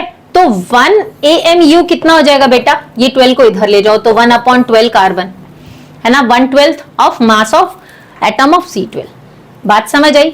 ये वाला 12 इधर चला जाएगा, तो यहाँ पर 1 AMU बचेगा। तो कितना मिला? 1 AMU और U कितना हो जाएगा? 1/12 of mass of atom of C12, ठीक है, समझ आ गया? ऑल राइट, तो ये था हमारा एटॉमिक मास, ठीक है। अब हम मॉलिक्यूल्स की बात करते हैं, कंपाउंड के मॉलिक्यूल की। तो मॉलिक्यूल जैसा कि अब हमने पढ़ा था बेटा कि ग्रुप ऑफ एटम्स मिलके क्या बना रहे हैं? जब केमिकली कंबाइन हो रहे हैं तो क्या बना रहे हैं? मॉलिक्यूल बना रहे हैं। तो मॉलिक्यूल हमारे पास 2 टाइप के होते हैं, ठीक है, मॉलिक्यूल ऑफ सिंगल एलिमेंट और मॉलिक्यूल ऑफ कंपाउंड। भाई एक ही टाइप के एटम्स मिलके सिंगल एलिमेंट के मॉलिक्यूल्स बना रहे हैं, है ना, और अलग अलग टाइप के एटम्स मिलके मॉलिक्यूल ऑफ कंपाउंड बना रहे हैं, ठीक है। तो जो मॉलिक्यूल ऑफ सिंगल एलिमेंट्स होते हैं बेटा, उसमें 2 या 2 से ज्यादा सेम टाइप के एटम्स केमिकली कंबाइन हो रहे हैं या बॉन्ड बना रहे हैं। जैसे अगर मैं 2 मॉलिक्यूल्स ऑक्सीजन के ले लूं तो वो O2 2 एटम्स ऑक्सीजन के लिए, तो वहां पर ऑक्सीजन के मॉलिक्यूल्स बन गए, है ना, ऑक्सीजन एलिमेंट है हमारा। उसी तरह से अगर 3 एटम्स हमने ऑक्सीजन के ले लिए, तो वो ओजोन, ऑक्सीजन ही तो है हमारा, है ना। तो ऑक्सीजन हमारा क्या है, एलिमेंट है। तो ये एलिमेंट्स की बात हो गई। तो मॉलिक्यूल ऑफ सिंगल एलिमेंट, भाई सेम टाइप के एटम्स जो है वो केमिकली कंबाइन हो रहे हैं, यहां पर भी ऑक्सीजन, यहां पर भी ऑक्सीजन, ठीक है। तो ये सिंगल एलिमेंट की बात हो गई। अगर मैं कंपाउंड की बात करूंगी तो यहां पर हम देख पा रहे हैं, आप देख पा रहे हो कि भाई कार्बन भी है और ऑक्सीजन भी है, एटम अलग अलग हो गए ना, एटम अलग अलग हो गए। तो CO2 क्या हुआ, कंपाउंड हो गया। तो ये कार्बन का एक मॉलिक्यूल हो, कार्बन डाइऑक्साइड का मॉलिक्यूल हो गया, कंपाउंड है। उसी तरह से हाइड्रोजन के 2 एटम्स हैं और एक ऑक्सीजन का, एटम अलग अलग है। यहां सेम टाइप के एटम्स कंबाइन हुए हैं, तो ये मॉलिक्यूल ऑफ सिंगल एटम हुआ, ठीक है। और यहां पर मॉलिक्यूल ऑफ कंपाउंड में क्या हुआ, हमारे पास एटम्स जो हैं वो अलग अलग एलिमेंट्स के हैं, कार्बन है और ऑक्सीजन है। ये जब केमिकली कंबाइन हुए तो उन्होंने क्या बनाया, मॉलिक्यूल ऑफ कंपाउंड। अब यहां पर भी हाइड्रोजन के एलिमेंट्स हैं और ऑक्सीजन के एलिमेंट है, तो 2 हाइड्रोजन के और 1 ऑक्सीजन का, इसने मिलकर क्या बना दिया, एक कंपाउंड बना दिया जिसे हम वाटर बोलेंगे, ठीक है। तो यहां पर एक ही टाइप के एटम्स प्रेजेंट हैं, ठीक है, एक ही टाइप के एलिमेंट के एटम्स प्रेजेंट है, और यहां पर अलग अलग टाइप के एलिमेंट्स के एटम प्रेजेंट हैं, carbon oxygen, hydrogen oxygen. Alright, तो ये हो गया मॉलिक्यूल ऑफ कंपाउंड, ठीक है बेटा। तो मॉलिक्यूल्स क्या होते हैं, देखो नॉर्मली अगर हम मॉलिक्यूल्स की बात करेंगे तो मॉलिक्यूल एक जनरल ग्रुप होता है जिसमें 2 या 2 से ज्यादा एटम्स एक दूसरे के साथ केमिकली कंबाइन हो रहे हैं, ठीक है। अब मॉलिक्यूल एक स्मॉलेस्ट पार्टिकल होता है किसी भी मैटर का, एक्सेप्ट एलिमेंट, एलिमेंट को छोड़ के, ठीक है, किसी भी मैटर का एक स्मॉलेस्ट पार्टिकल होता है जो कि देखो एटम कभी इंडिपेंडेंटली एग्जिस्ट नहीं कर सकता। एक्सेप्शन यहां पर गैसेस का है, जो गैसेस के एटम्स होते हैं वो इंडिपेंडेंटली एग्जिस्ट कर सकते हैं, ठीक है, लेकिन दूसरे सब्सटेंसेस के एलिमेंट्स एटम्स जो हैं वो कभी भी इंडिपेंडेंटली एग्जिस्ट नहीं कर सकते। तो एटम इंडिपेंडेंटली एग्जिस्ट नहीं कर सकता, लेकिन मॉलिक्यूल इंडिपेंडेंटली एग्जिस्ट कर सकता है। बात समझ आ गई। एक्सेप्शन हमने किसका ले लिया, एलिमेंट का, ठीक है, एक्सेप्शन ले लिया हमने यहां पर एलिमेंट का। जैसे H2O है, ठीक है, तो H2O स्मॉलेस्ट पार्टिकल है वाटर का। अगर हमने वाटर का एक मॉलिक्यूल निकाला, मान लो वाटर का एक मॉलिक्यूल निकाला, तो वाटर का एक मॉलिक्यूल H2O हो जाएगा। अब ये जो भी हमारा कंपाउंड है उसकी प्रॉपर्टीज, पूरी प्रॉपर्टी शो कर रहा है ना कि भाई उस कंपाउंड, वो कंपाउंड बना किससे, हमें पता चल रहा है ना कि भाई हाइड्रोजन और ऑक्सीजन से मिलके वाटर बना है, ठीक है। तो ये वाटर की सारी प्रॉपर्टीज, एक मॉलिक्यूल जो है वो उस सब्सटेंस की या उस कंपाउंड की सारी प्रॉपर्टीज जो है वो शो कर सकता है, ठीक है, एक मॉलिक्यूल। तो मॉलिक्यूल जो होता है उसमें एटम्स जो होते हैं वो सेम भी हो सकते हैं और डिफरेंट भी हो सकते हैं, डिपेंड करता है कि भाई वो एलिमेंट का मॉलिक्यूल है या कंपाउंड का मॉलिक्यूल है।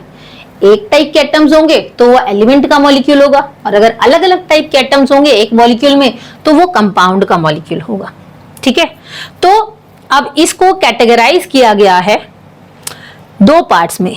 एक होता है होमो एटॉमिक, यानी कि जिसमें सेम टाइप के एटम्स प्रेजेंट हैं, जैसे हाइड्रोजन, ऑक्सीजन, है ना, O2, O3, S8, P4। इसको बेस में लगाना बेटा, ये यहां पर नहीं होगा, ठीक है। इसको इस तरह से H2, O2, O3, S8, P4 इस तरह से लगाना, ऐसे मत लगाना, ऊपर नहीं लगेगा ये, ठीक है। उसी तरह से एक होता है होमो एटॉमिक जिसमें एक ही टाइप के एटम्स प्रेजेंट है, और होता है हेट्रो एटॉमिक जिसमें डिफरेंट टाइप के एटम्स प्रेजेंट है, जैसे H2O, CO2, NaCl, CaCO3, है ना। तो H2O में हाइड्रोजन भी है और ऑक्सीजन भी है, 2 अलग अलग टाइप के एटम्स हैं। कार्बन डाइऑक्साइड में CO2, कार्बन भी है ऑक्सीजन भी है। NaCl में सोडियम भी है और क्लोराइड भी है, ठीक है। CaCO3 के अंदर कैल्शियम भी है, कार्बन भी है, ऑक्सीजन भी है। इसमें अलग अलग टाइप के एटम्स प्रेजेंट है ना, ठीक है। तो हमने जाना कि भाई मॉलिक्यूल्स को कैटेगराइज किया गया 2 पार्ट्स में, होमो atomic and hetero atomic. Homo means same type के एटम्स, हेट्रो मींस अलग अलग टाइप के एटम्स मिलके एक मॉलिक्यूल बना रहे हैं। ऑल राइट, तो आई होप आपको मॉलिक्यूल भी समझ आया होगा, ठीक है बेटा। अब एटॉमिसिटी की बात करते हैं। एटॉमिसिटी क्या होता है कि भाई एक एलिमेंट के अंदर कितने एटम्स प्रेजेंट हैं, ठीक है। The number of atom present in one molecule of an element, किसी एक एलिमेंट के एक मॉलिक्यूल के अंदर कितने एटम्स प्रेजेंट हैं। जैसे अगर हम बात कर रहे हैं एलिमेंट की बात कर रहे हैं कि भाई अगर मैं बात कर रही हूं आर्गन की, आर्गन का पूरा एक एलिमेंट है, ठीक है, या कोई भी एलिमेंट। भाई देखो एलिमेंट जो होता है हमारा, ऑक्सीजन की बात कर रहे हैं तो ऑक्सीजन के मॉलिक्यूल्स मिल रहे हैं ना, बहुत सारे मॉलिक्यूल्स मिलके तो एक एलिमेंट बना रहे हैं। अब उस एलिमेंट के अंदर जो मॉलिक्यूल है, उस मॉलिक्यूल के अंदर कितने एटम्स प्रेजेंट हैं वो एटॉमिसिटी हो जाएगी, ठीक है। तो जैसे आर्गन की अगर हम बात कर रहे हैं तो आर्गन AR एक है ना, अभी बताया था गैसेस, नोबल गैस है, ठीक है। आर्गन जो होती है बेटा नोबल गैस होती है। नोबल गैस मींस अगर हम आर्गन की बात करेंगे तो इसका आर्गन का जो एटॉमिक नंबर होता है वो होता है 18। आर्गन का अगर हम एटॉमिक नंबर की बात करेंगे तो 18 होता है, ठीक है। तो ना ही ये लूज करता है ना ही ये गेन करता है, ये स्टेबल होता है। अभी ये नेक्स्ट चैप्टर में पढ़ेंगे। अभी आप सिर्फ इतना समझो कि आर्गन एक नोबल गैस होती है। नोबल गैस मींस कि भाई केमिकल रिएक्शन के दौरान ना ही तो ये लूज करेगा ना ही ये गेन करेगा, ठीक है। ये स्टेबल होके रहता है, इसको किसी से कोई लेना देना नहीं है। तो आर्गन जो नोबल गैसेस हैं, नोबल गैसेस जो होती हैं हमारी, वो जो है वो इंडिपेंडेंटली एग्जिस्ट कर सकती हैं, ठीक है। तो आर्गन हो गया या हीलियम हो गया, हीलियम भी हमारी क्या है, नोबल गैस है। तो नोबल गैसेस इंडिपेंडेंटली एक एटम जो है उसका वो एग्जिस्ट कर सकता है। जैसा अभी आपको मैंने बताया था कि गैसेस जो होती हैं उसमें भी नोबल गैसेस की बात हो रही है, ठीक है। तो गैसेस जो होती हैं हमारी noble gases, not all gases, ठीक है। नोबल गैसेस जो होती हैं हमारी वो इंडिपेंडेंटली एग्जिस्ट कर सकती हैं, यानी कि उसका एक एक एटम इंडिपेंडेंटली एग्जिस्ट कर सकता है। तो आर्गन हो गया, हीलियम हो गया, ये क्या है हमारे, इनका एक एक एटम है। तो यहां पर अगर AR देखोगे, He देखोगे तो इसमें एक एटम है, तो ये मोनो एटॉमिक हो गया। ऑक्सीजन O2 है, नीचे बेस में 2 लगा है ना, तो ये क्या हो जाएगा हमारा, डायटोमिक। हाइड्रोजन H2 है, ये भी डायटोमिक। फिर अगर जैसे मान लो O3 मैं बोल रही हूं, ठीक है, O3, ठीक है, ये क्या है, ट्राइएटोमिक, 3 एटम्स है यहां पर प्रेजेंट, ठीक है। फिर फास्फोरस P4, ये टेट्राएटॉमिक, 4 होते हैं ना, जैसे टेट्रा पैक होता है, ठीक है, जैसे टेट्रा पैक होता है। तो इसी तरह से फास्फोरस यहां पर 4, तो जब 4 होंगे एटम्स प्रेजेंट तो वो टेट्राटॉमिक होगा, और जब 4 से ज्यादा होंगे तो वो पॉलीएटॉमिक। जैसे एसिड का एग्जांपल हमने ले लिया। तो एक atom monoatomic, 2 atom diatomic, 3 atom triatomic, 4 atom tetratomic, और 4 से ज्यादा हमारे पॉलीएटॉमिक हो जाते, ठीक है। तो एटॉमिसिटी क्या होता है, number of atom present in one molecule of an element. एक एलिमेंट के एक मॉलिक्यूल में कितने एटम्स प्रेजेंट हैं, वो क्या हो जाता है, एटॉमिसिटी, ठीक है। तो एटॉमिसिटी को हमने डिवाइड कर दिया मोनोएटॉमिक, डायटोमिक, ट्राइएटॉमिक, टेट्राएटॉमिक और पॉलीएटॉमिक्स में, ठीक है। All right. तो यहां पर हम देख सकते हैं कि number of atoms present in one molecule of element is called its atomicity. अगर हम आर्गन की बात करेंगे तो इसमें एक ही मॉलिक्यूल प्रेजेंट है ना, तो ये क्या है, मोनोएटॉमिक। हीलियम की बात करेंगे जैसा अभी हमने बोला था पीछे, तो इसमें एक ही एटम प्रेजेंट है, तो ये भी मोनोएटॉमिक है। ऑक्सीजन की बात करें तो यहाँ 2 एटम्स प्रेजेंट है बेटा, तो ये क्या है, O2 है ना। ये क्या है, ये सिर्फ AR है, ये भी सिर्फ He है, तो ये मोनोएटॉमिक है। यहाँ पर 2 ऑक्सीजन है ना, 2 एटम्स प्रेजेंट है एलिमेंट के अंदर, तो इसकी एटॉमिसिटी क्या है, 2, तो ये क्या है, डायटोमिक। वैसे ही हाइड्रोजन है, हाइड्रोजन की एटॉमिसिटी क्या हो जाएगी, H2 हो जाएगा, तो इसकी एटॉमिसिटी ये हो जाएगी 2, तो ये भी क्या है हमारा, डायटोमिक। ऑक्सीजन को अगर हम देख पा रहे हैं तो 3 एटम्स ऑक्सीजन के यहाँ पर लगे हैं, O3, तो ये ट्राइएटोमिक हो जाएगा। फास्फोरस की बात कर रहे हैं P4, ठीक है, तो ये टेट्रा एटॉमिक है हमारा, इसकी एटॉमिसिटी क्या है, 4 है। अब इसकी एटॉमिसिटी अगर हम सल्फर की देखें तो सल्फर की एटॉमिसिटी है 8, तो ये पॉलीएटॉमिक हो जाएगा। 8 एटम्स जो हैं वो एक एलिमेंट के अंदर प्रेजेंट हैं, एक एलिमेंट के 8 एटम जो हैं वो सल्फर के एक मॉलिक्यूल के अंदर प्रेजेंट हैं। सल्फर के एक मॉलिक्यूल में 8 एटम प्रेजेंट हैं, तो ऐसी 8 एटम के बहुत सारे मॉलिक्यूल सल्फर के अंदर प्रेजेंट है, वो एलिमेंट बन जाएगा। बात समझ आई? ऑलराइट, तो आई होप एटॉमिसिटी भी आपको समझ आई होगी। तो मॉलिक्यूल की अगर हम बात करेंगे तो मॉलिक्यूल क्या है, समरी देखेंगे बेटा। तो molecule are the smallest particle of an element और कंपाउंड। मॉलिक्यूल जो होता है किसी भी एलिमेंट या कंपाउंड का स्मॉलेस्ट पार्टिकल होता है जो कि फ्रीली एग्जिस्ट कर सकता है। ठीक है, जो कि फ्रीली एग्जिस्ट कर सकता है और उस एटम की या उस सब्सटेंस की सारी प्रॉपर्टी शो करता है ना, कि भाई ये जो एलिमेंट है या ये जो कंपाउंड है ये किससे बना है ना, इसके अंदर कौन कौन से पार्टिकल्स हैं या कौन कौन से सब्सटेंसेस प्रेजेंट हैं। ठीक है, तो ये हमने पढ़ा मॉलिक्यूल के बारे में। अब हम जान लेते हैं मॉलिक्यूलर मास। तो बेटा जिस तरह से हमने एटॉमिक मास निकाला था ना, उसी तरह से मॉलिक्यूलर मास निकालेंगे, बिल्कुल वैसे निकलता है, बस यहाँ पर मॉलिक्यूल की बात आ जाती है। तो उस मॉलिक्यूल के अंदर जितने भी एटम्स प्रेजेंट होते हैं ना, उसका मास निकाल लेते हैं हम, बिल्कुल एटॉमिक मास की तरह उसको ऐड कर देते हैं।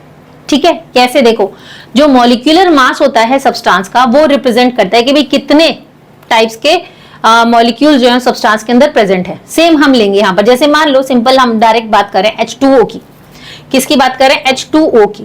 ठीक है, H2O, तो यहाँ पर एटम अगर लेते तो हाइड्रोजन की बात करते या ऑक्सीजन की बात करते। हमने वहां पर बात की थी कि हाइड्रोजन का कितना होता है? 1 होता है ना। मास यूनिट कितनी होती है हाइड्रोजन की? 1 होती है, निकाला था अभी पीछे हमने। और कितने एटम्स प्रेजेंट है यहाँ पर? 2 एटम्स प्रेजेंट है, तो इसको 2 से मल्टीप्लाई कर दो, फिर प्लस का साइन लगाओ। ऑक्सीजन का कितना होता है? ऑक्सीजन की एटॉमिक मास यूनिट होती है बेटा 16, नाइट्रोजन की 14, अभी हमने पीछे की थी ना। तो अब इसको ऐड करेंगे, 2 + 16 कितना हो जाएगा? 18U, यानी कि हर एक एटम का एटॉमिक मास निकालो और उसको ऐड कर दो, बस सिंपल सी बात ये है। ठीक है, तो 18U हमको मिल गया, बिल्कुल जैसे हमने अभी पीछे किया था बिल्कुल वैसे ही करेंगे। ठीक है, अब आपको ये याद करने की जरूरत नहीं होगी, एटॉमिक मास आपको गिवन होगा, ये याद रखना। ठीक है, एटॉमिक मास आपको गिवन होगा, तो इससे मॉलिक्यूल का मास निकालना होगा आपको। अब समझो, देखो जैसे Cl2 हमें दे रखा है, ठीक है, तो Cl का एटॉमिक मास कितना दे रखा है बेटा? 35.5। ठीक है, और यहां पर बेस में 2 एटम है ना, तो इसको हम 2 से मल्टीप्लाई कर देंगे। जब इसको 2 से मल्टीप्लाई किया तो हमको कितना मिल गया? 171U। ठीक है, 71U।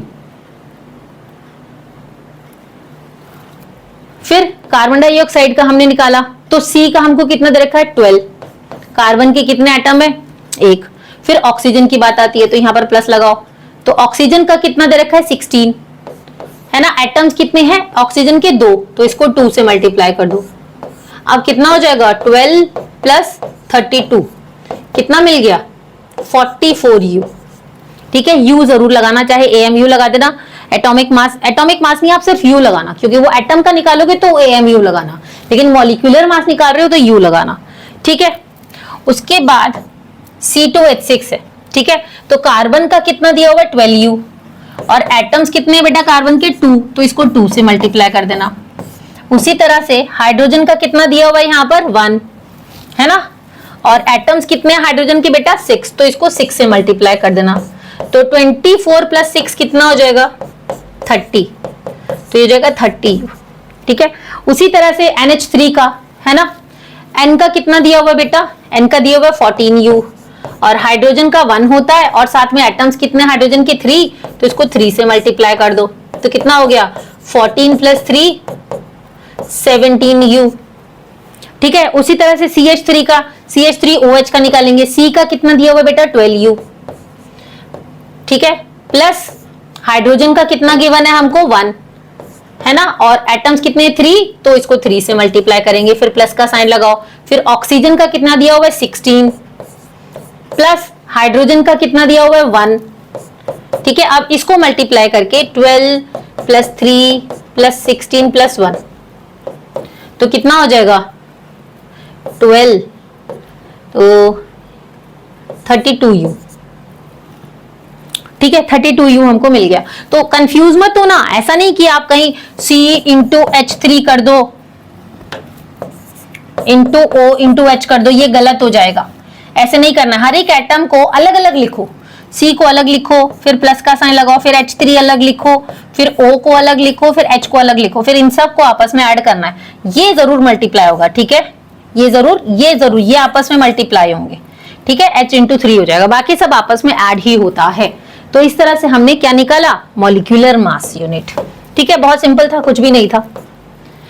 अब आयन क्या होता है ये हम जान लेते हैं। तो देखो, कंपाउंड जब मेटल और नॉन मेटल से मिलके बनता है ठीक है, तो उसको हम क्या कहते हैं, आयन। यानी कि मेटल जो होते हैं, मेटल और नॉन मेटल कुछ चार स्पीशीज होते हैं।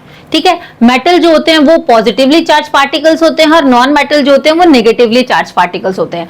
और जो भी कंपाउंड उन चार स्पीशीज से मिलकर बनता है उसको हम क्या कहते हैं, आयन कहते हैं।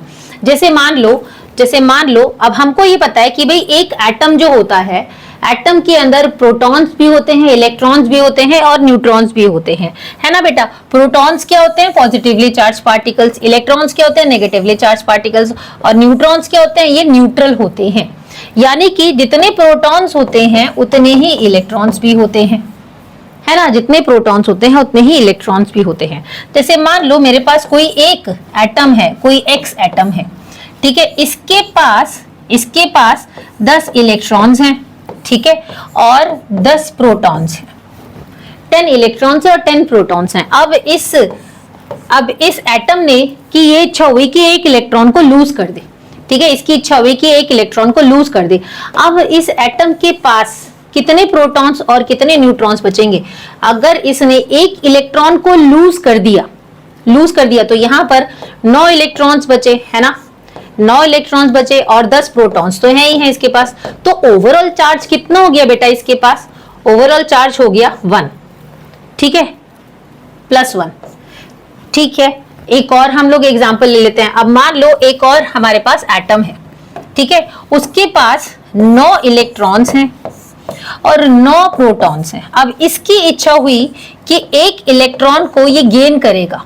जब इसने एक इलेक्ट्रॉन को गेन किया, जब बेटा इसने एक इलेक्ट्रॉन को गेन किया, तो गेन करने के बाद अब जो हमको यहां पर एटम मिलेगा, इसने एक इलेक्ट्रॉन को गेन किया ना, यानी कि 10 इलेक्ट्रॉन यहां पर हो गए। और प्रोटॉन कितने हैं, 9 प्रोटॉन है ना। 10 इलेक्ट्रॉन को इसने गेन किया और 9 प्रोटॉन है। भाई इलेक्ट्रॉन के पास नेगेटिव चार्ज होता है ना, इसलिए हम माइनस लगाया। तो ओवरऑल चार्ज कितना हो गया इसके पास, -1। अब इसके पास जो है ओवरऑल चार्ज था वो +1 था, इसके पास ओवरऑल चार्ज -1 है। तो हम देख पा रहे हैं कि कुछ प्लस में और कुछ माइनस में हमारे पास जो है आंसर आ रहा है, ठीक है। तो ये जो प्लस और माइनस है यही तो हमारा कटायन और अनायन है, ओवरऑल चार्ज जो होता है, ठीक है। तो एटम के अंदर नंबर ऑफ प्रोटॉन किसके इक्वल है, नंबर ऑफ इलेक्ट्रॉन के। तो पॉजिटिव और नेगेटिव चार्ज को बैलेंस आउट करता है प्रोटॉन्स और न्यूट्रॉन का इक्वल होना, क्योंकि जो न्यूट्रॉन, प्रोटॉन्स और इलेक्ट्रॉन्स इक्वल होते हैं तो इससे जो भी हमारा एटम का चार्ज है वो बैलेंस आउट हो जाता है और आयन की फॉर्मेशन होती है। जब ये गेन और लूज कर रहा है, तो यहां पर जब इसने इलेक्ट्रॉन को गेन और लूज किया तो यहां पर भाई ओवरऑल चार्ज हमारे पास कुछ बचा, ठीक है। तो इससे गेन और लूज करने से आयन की फॉर्मेशन हुई, ठीक है। अब जब हमारे पास, जब इसने गेन किया या लूज किया, जब देखो जब इसने यहां पर एक इलेक्ट्रॉन गेन किया था तो ओवरऑल चार्ज इसके पास कितना बचा था, माइनस। और इसने जब एक इलेक्ट्रॉन को लूज किया था तो ओवरऑल चार्ज कितना बचा था इसके पास, प्लस, ठीक है। तो जब चार्ज प्लस में होता है, ओवरऑल चार्ज प्लस में होता है बेटा, तो उसको हम बोलते हैं कटायन, ठीक है। और जब ओवरऑल चार्ज हमारा माइनस में होता है तो हम क्या कहते हैं, अनायन, ठीक है। तो cations are positively charge particles and anions are negatively charge particle. अगर हम प्रोटॉन की बात करेंगे तो प्रोटॉन के पास पॉजिटिव यूनिट चार्ज होता है और एक इलेक्ट्रॉन के पास नेगेटिव यूनिट चार्ज होता है और न्यूट्रॉन के पास 0 चार्ज होता है, ठीक है। तो आयंस कब फॉर्म होते हैं, जब एटम लूज या गेन करता है इलेक्ट्रॉन्स को, ठीक है। तो पॉजिटिवली चार्ज आयन जो अभी हमें मिले थे वो क्या बना था हमारा, कटायन, और नेगेटिवली चार्ज आयन क्या थे, अनायन थे। तो group of atom carrying charges, group of atom जिनके पास चार्जेस होंगे, जैसे NH4 पॉजिटिव, ठीक है, NO -3, तो ये क्या है, हमारे पॉली एटॉमिक आयन है कि भाई या तो पॉजिटिव चार्ज होगा या नेगेटिव चार्ज होगा, ठीक है, या तो पॉजिटिव चार्ज होगा या नेगेटिव चार्ज होगा। तो पॉली एटॉमिक आयंस का मतलब क्या हुआ बेटा, पॉली का मतलब बहुत सारे, पॉली मीन्स मैनी, ठीक है। आयंस का मतलब एटम, जब बहुत सारे एटम्स हमारे प्रेजेंट होते हैं तो वो क्या कहलाते हैं, पॉली एटॉमिक। और आयन का मतलब कि भाई उसके पास चार्ज होगा कोई ना कोई, आयन का मतलब चार्ज होगा, या पॉजिटिव चार्ज होगा या नेगेटिव चार्ज होगा, ऑलराइट। तो group of atoms containing charge is called poly atomic ion, ठीक है, एग्जाम्पल क्या है पॉलीएटॉमिक आयन के? अमोनियम हो गया, हाइड्रोक्साइड हो गया। देख पा रहे हो आप, या तो पॉजिटिव चार्ज है या नेगेटिव चार्ज है, या नेगेटिव यहाँ नेगेटिव। ठीक है, तो या तो पॉजिटिव चार्ज होगा ग्रुप ऑफ एटम्स के पास, जब या तो पॉजिटिव या नेगेटिव चार्ज होगा तो वो पॉलीएटॉमिक आयंस कहलाते हैं। ठीक है, आयनिक कंपाउंड क्या होते हैं? जिसके पास एक से ज्यादा आयन प्रेजेंट होंगे, यानी कि पॉजिटिव और नेगेटिव आयन प्रेजेंट होंगे, वो कहलाते हैं हमारे आयनिक कंपाउंड। जैसे सोडियम क्लोराइड की हम बात कर रहे हैं बेटा। ठीक है, तो इसमें दो आयन प्रेजेंट है हमारे पास, सोडियम भी है और क्लोराइड भी है। तो सोडियम क्या है हमारा? पॉजिटिव, और क्लोराइड क्या है? नेगेटिव। ठीक है, तो ये पॉजिटिव और नेगेटिव जब आपस में कैंसिल आउट हो जाएगा तो यहां पर ओवरऑल चार्ज होगा 0। ठीक है, तो इसको हम बोलते हैं आयनिक कंपाउंड। ऑल राइट, तो what is the difference between polyatomic ions and ionic compound? अब ये समझ लो। देखो, पॉलीएटॉमिक आयन जो है ये आयन है। ठीक है, कटायन, अनायन, ये हमारे पॉलीएटॉमिक आयंस है। और आयनिक कंपाउंड क्या है? ये हमारे कंपाउंड है। यहाँ पर कटायन अनायन जो है वो आपस में कैंसिल आउट होकर न्यूट्रल हो जाता है, तो ये कंपाउंड होते हैं हमारे। ठीक है, जैसे कि यहाँ पर हमने बात की थी किसकी? NH4 की बात की थी, है ना। OH नेगेटिव की बात की थी, NH4 प्लस था, OH नेगेटिव। तो ये क्या हमारे पास पॉजिटिव चार्ज यहाँ पर है, यहाँ नेगेटिव चार्ज है, तो ये क्या है? ये कटायन है, ये अनायन है। ठीक है, और यहाँ पर NaCl की हमने बात की थी, कोई चार्ज यहाँ पर है नहीं है। क्यों? क्योंकि Na के पास पॉजिटिव था, Cl के पास नेगेटिव था, दोनों कैंसिल आउट होके इन्होंने क्या बना दिया? न्यूट्रल हो गए, और ये कंपाउंड, ये सिर्फ कंपाउंड रह गए। ठीक है, तो ये पॉलीएटॉमिक आयंस हैं, ये आयनिक कंपाउंड है। They do not exist on their own. why polyatomic ions do not exist on their own? क्योंकि बेटा देखो, जब लाइक चार्जेस होंगे ना तो ये रिपेल करते हैं एक दूसरे को, और अनलाइक चार्जेस एक दूसरे को अट्रैक्ट करते हैं। सिंपल सी बात। इसीलिए पॉलीएटॉमिक आयंस जो होते हैं ये अपने आप से एग्जिस्ट नहीं कर सकते हैं। They do not exist on their own, खुद से एग्जिस्ट नहीं कर सकते हैं। ठीक है, और आयनिक कंपाउंड जो होते हैं they can exist their own, क्योंकि भाई देखो यहाँ या तो पॉजिटिव चार्ज है या नेगेटिव।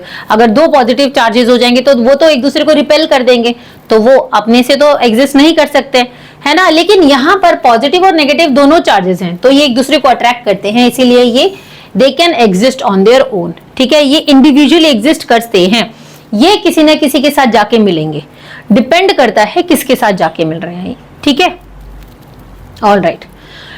पॉलीएटॉमिक आयंस जो होते हैं ये नेगेटिवली, या तो नेगेटिवली चार्ज पार्टिकल्स होंगे या पॉजिटिवली चार्ज पार्टिकल्स होंगे। कटायन और एनायन में हमने से जो है वो पढ़ा था, डिवाइड किया था, है ना, कि पॉलीएटॉमिक आयन दो टाइप के होते हैं, कटायंस एंड अनायंस। ठीक है, और आयनिक कंपाउंड जो होते हैं इनका नेट चार्ज जो होता है वो ओवरऑल चार्ज होता है वो 0 होता है, तो they do not carry any net charge, कोई नेट चार्ज ये क्या नहीं कैरी करते हैं अपने साथ। एग्जाम्पल्स इसके लिख लेना, अमोनियम लिख लेना। ठीक है, क्लोराइड, अमोनियम जो है पॉजिटिव है, क्लोराइड जो है वो नेगेटिव है, तो एक कटायन हो गया, एक अनायन हो गया। और यहाँ पर NaCl ले लेना, क्योंकि यहाँ पर Na के पास पॉजिटिव आयंस हैं और Cl के पास नेगेटिव आयन है, दोनों आपस में कैंसिल आउट होके क्या ओवरऑल चार्ज 0 दे देते हैं। ठीक है, तो बस ये एग्जाम्पल हम लोग लिख लेंगे। तो अब हम बात कर लेते हैं फॉर्मूला यूनिट मास की। देखो बेटा, जिस तरह से हमने एटॉमिक मास निकाला था, है ना, फिर हमने क्या निकाला था?